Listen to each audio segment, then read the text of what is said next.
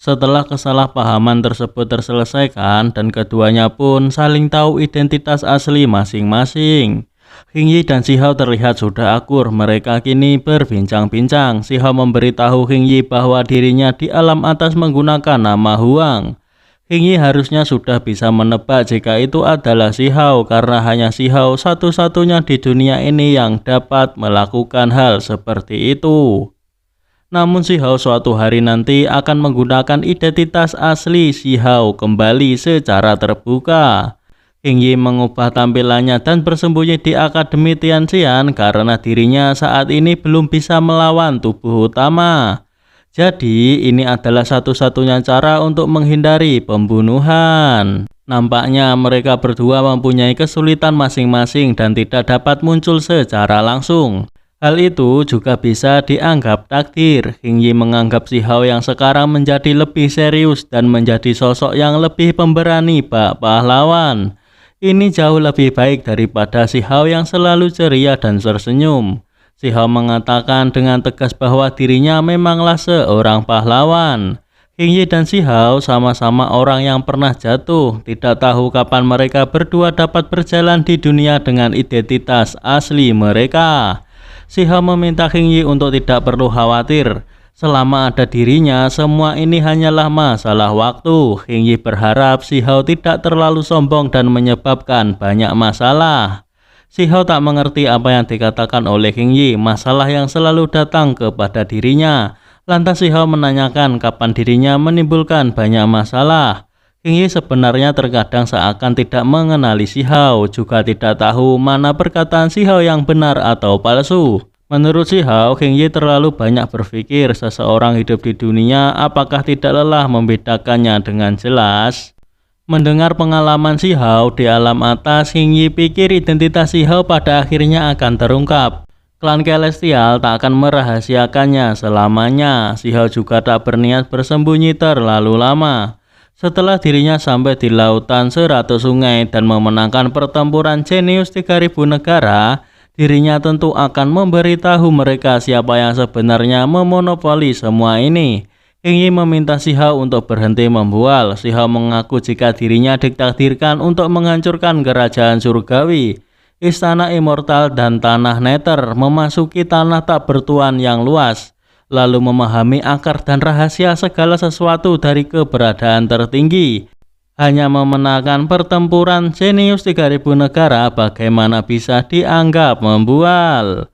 Dunia ini lebih besar dari yang dibayangkan oleh Shihao, bahkan Ancian Immortal pun dikubur hidup-hidup dan menjadi sesuatu dari masa lalu. Hingyi mengingatkan Shihao untuk tidak meninggikan dirinya sendiri. Ketika Shihao ingin mengetahui tentang Ancian Immortal, Hingyi juga tidak tahu apa yang terjadi saat itu. Karena tidak tahu, Shihao tak ingin membahasnya lebih lanjut dan menanyakan rencana Hingyi untuk menghadapi pertempuran 3000 negara. Hingyi berencana untuk menemukan sejenis api hijau yang dapat beresonansi dengan bulan dan bersiap untuk menyalakan api ilahi.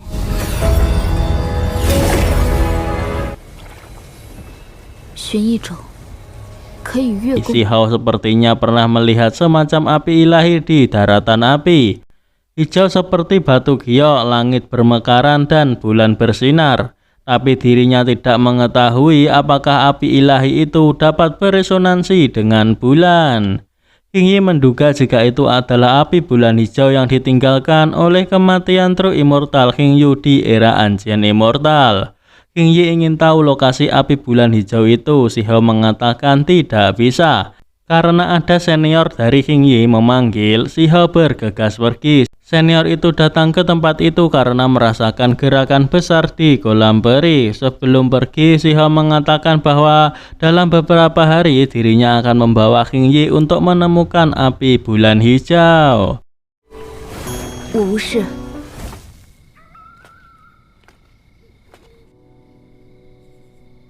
Shihao berpikir jika api hijau itu adalah api bulan hijau, lalu jenis api apa yang muncul selanjutnya? 9 naga dan peti mati perunggu kuno sebenarnya benda apa? Shihao ingat Qi Daolin telah mengunjungi banyak sekte besar dan melihat banyak buku tulang.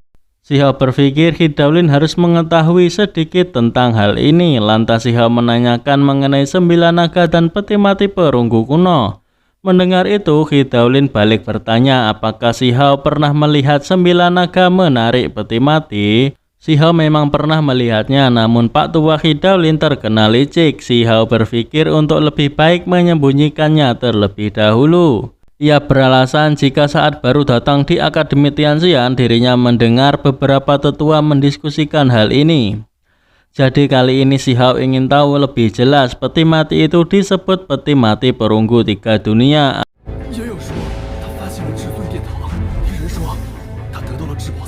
Adapun tentang benda ini, dirinya juga tidak tahu banyak. Yang dirinya tahu, benda ini sangat menakutkan dan misterius, berasal dari Ancient Immortal. Ada seorang lelaki kuat di sekte Daolin yang telah mencari peti mati ini selama bertahun-tahun, tapi ketika membuka peti mati, dia terkena serangan balik. Pondasi daunnya rusak, dirinya hanya tahu tahun-tahun panjang itu seluruh Ancient Immortal terkubur. Sekarang hanya peti mati 9 naga yang tersisa.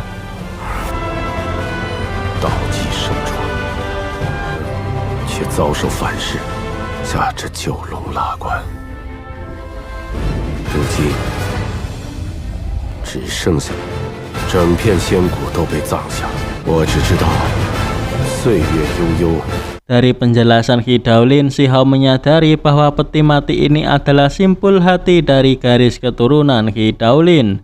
Ia akan mengatakan semuanya setelah Hidaulin tenang. Si Hao memuji Hidaulin yang bahkan mengetahui rahasia seperti itu. Si Hao juga menanyakan cara untuk menundukkan api ilahi.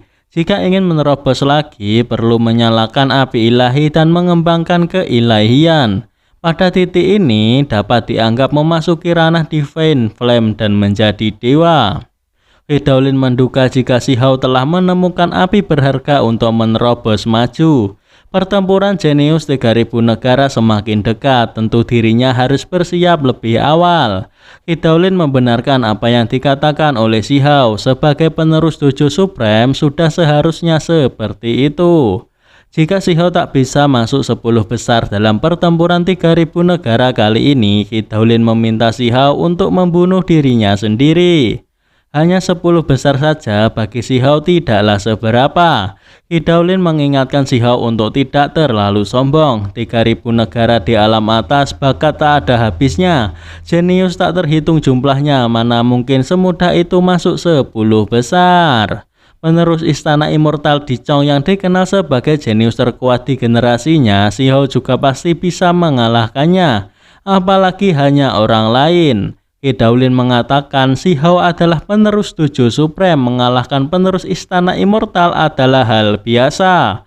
Tapi ada banyak sekali orang yang lebih berbakat di dunia ini. Si Hao menduga pada akhirnya akan ada master tersembunyi yang berpartisipasi dan menyebutnya sangat berbahaya. Hidaulin menjelaskan pertempuran 3000 negara diadakan setiap beberapa ribu atau bahkan puluhan ribu tahun sekali. Hal ini berisi ciptaan tak terbatas. Jika ada kesempatan untuk mendapatkan sesuatu, kemungkinan besar akan menjadikannya abadi. Berdiri dengan bangga di puncak keabadian. Untuk bersaing memperebutkan kesempatan seperti itu, dari zaman dulu sampai sekarang tidak tahu berapa banyak master muda tertinggi mengajukan diri, disegel di gunung es dan gua salju, serta berpartisipasi dalam pertempuran 3000 negara lagi dan lagi. Konon beberapa orang bahkan memenangkannya sebanyak 10 kali. Terlepas dari ciptaan lainnya, hanya inilah yang dapat mengembangkan potensi menjadi orang terkuat di zaman dulu dan sekarang. Si Hao menduga maksud dari Hidaulin adalah generasi terbaik dalam sejarah dunia ini akan keluar dan bersaing dengan dirinya untuk posisi pertama. Si Hao menyadari jika sepertinya ada yang salah, karena dirinya mendengar pertempuran jenius 3000 negara hanya boleh diikuti praktisi ranah venerable. Jika orang-orang itu berpartisipasi, kemungkinan mereka sudah mencapai ranah Divine Flame. Itu tak masuk akal jika bisa berpartisipasi kembali. Hidaulin memberikan penjelasan, dengan ketekunan besar mereka terus menghancurkan ranah Divine Flame dan membentuknya kembali. Beberapa orang bahkan membentuk kembali beberapa kali. Pondasi jalan dewa mereka sangatlah kokoh. Si Hao ingin membiarkan mereka tahu siapa yang terkuat. Mendengar itu, Qi Daolin sangat senang dan memuji si Hao memang layak menjadi murid Tujuh Supreme. Jika si Hao bertemu dengan api berharga terkuat, teknik pengendalian api, teknik penakluk api, dan lainnya semua tidak ada gunanya. Hal paling penting adalah belajar berkomunikasi dengan api tersebut untuk mendapat pengakuan. Qi Daolin memberikan teknik pengorbanan Ancient Immortal. Ini adalah keterampilan yang diturunkan dari era Ancient Immortal dan dapat menerjemahkan bahasa kuno. Jika si Hao mempelajarinya, maka dapat berkomunikasi dengan berbagai api kuno. Qi Daolin awalnya ingin mencarikan api langit merah untuk si Hao, namun karena si Hao sudah mendapatkan petunjuk api ilahi sendiri, maka dirinya takkan ikut campur dan meminta si Hao untuk segera pergi lalu memahami teknik itu dengan baik. Padahal si Hao tak mengatakan untuk menemukannya sendiri. Tiba saatnya hari di mana si Hao mengajak Hing Yi ke tempat api bulan hijau berada. Si Hao melihat wajah Hing Yi yang nampak serius. Dirinya mengatakan pasti akan membantu Hing Yi untuk mendapatkannya. Si Hao telah sampai. Ia menunjukkan lokasinya berada tepat di bawah jurang daratan api. Hing Yi tak menyangka di sini ada celah jurang seperti ini. Ia berpikir rahasia terbesar asal daratan api adalah tambang immortal yang berisi logam immortal 7 warna. Hing Yi menyadari jika tempat itu adalah reruntuhan immortal kuno. Tempat itu telah berdebu. Banyak masa kejayaan dan kemakmuran yang telah terkubur selama bertahun-tahun. Si Hao sebelumnya pernah bertemu api kuno di tempat itu, tapi dirinya tidak tahu apa bisa menemukannya lagi hari ini.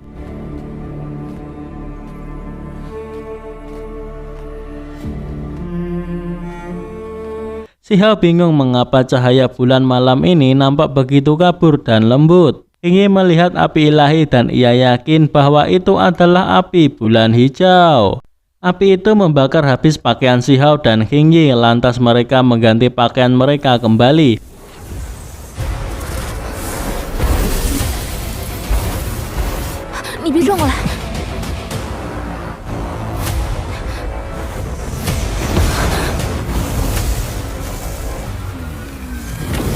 Si Hao tak menyangka kekuatan dari api tersebut sungguh menakjubkan. Ketika api itu ingin menyerang Hing Yi, si Hao berusaha untuk menahannya demi Hing Yi.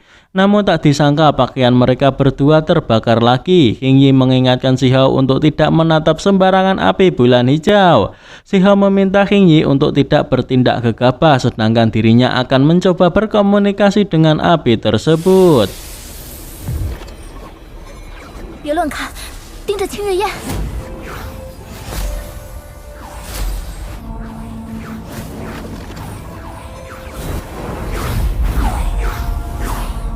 Si Hao menjelaskan api itu membakar pakaian mereka hanya untuk memperingatkan agar mereka tidak main-main. Tidak boleh mengacungkan jari kepadanya. Ini dianggap sebagai sebuah provokasi baginya. Jika tidak memprovokasinya, ia tak akan melawan, tapi Hing Yi harus memikirkan sendiri cara untuk menaklukkannya. Hing Yi mencoba berkomunikasi dengan rune penerjemah. Kebetulan dirinya telah mempelajarinya saat di Sekte Butian. Sepertinya api itu setuju. Hing Yi akan mencoba menaklukkannya. Ia meminta si Hao untuk melindungi dirinya. Dirinya akan mulai menyerap api bulan hijau.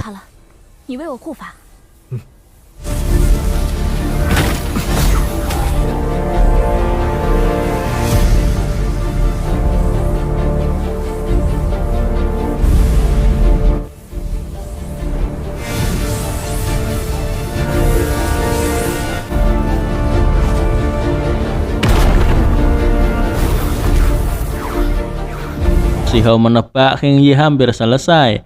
Si Hao penasaran apakah bisa menggunakan metode ini untuk menaklukkan api kuno yang lebih misterius.